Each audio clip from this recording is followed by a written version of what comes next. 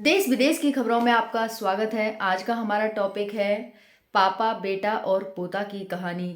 जय हिंद, राम राम। सभी का बहुत बहुत स्वागत है पीएससी स्टडी यूट्यूब चैनल पर। सभी बहुत अच्छे होंगे और यहाँ पर आप देख रहे हैं पीएससी स्टडी यूट्यूब चैनल। तो जैसा कि आप सभी ने अभी हाल ही में देखा, हम यहाँ पर 3 किरदार की बात करेंगे जिसमें आएगा पापा, बेटा और पोता। जी हाँ, हम बात कर रहे हैं भारत, बांग्लादेश और पाकिस्तान की। कभी बांग्लादेश और पाकिस्तान भारत का ही हिस्सा हुआ करते थे, लेकिन कुछ गतिविधियों के चलते यहाँ पर पाकिस्तान भारत से अलग हो गया और फिर धीरे धीरे करके बांग्लादेश पाकिस्तान से अलग हो गया। जो बांग्लादेश को बनने की कहानी है ये शुरू होती है 1971 में। पूरी तरह से बनकर के अलग हो जाता है बांग्लादेश पाकिस्तान से, और इसमें जो सहयोग किया वो भारत के द्वारा किया गया था। लेकिन अभी कुछ परिस्थितियां ऐसी बन रही हैं कि यहाँ पर बांग्लादेश और पाकिस्तान फिर से एक हो रहे हैं। जी हाँ, बिल्कुल सही सुने आप सभी।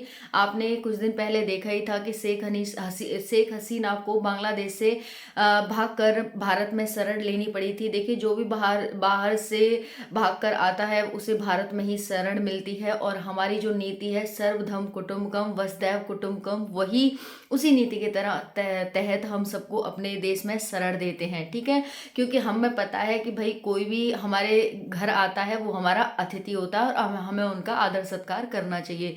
इसी के तहत हम सभी को यहाँ पर, चाहे फिर वो जनता हो चाहे फिर वो किसी के सेलिब्रिटी हो, हम सभी को अपने यहाँ पर शरण देते हैं।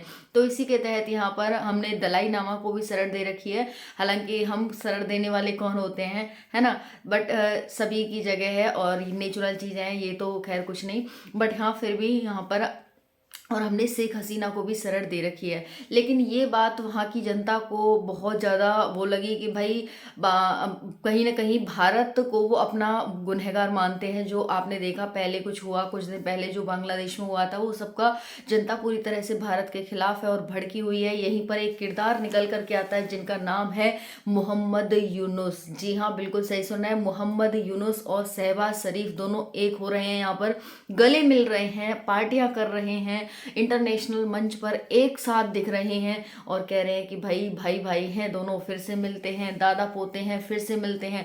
इस तरह से यहाँ पर अफवाहें फैली हुई हैं। अफवाहें क्या, न्यूज़पेपर में कटिंग चल रही हैं। तो आप सभी यहाँ पर देख सकते हैं कि भाई बिल्कुल पास आ रहे हैं और कहीं ना कहीं भारत के खिलाफ जा रहे हैं कि भाई हम दोनों एक होकर ही रहेंगे।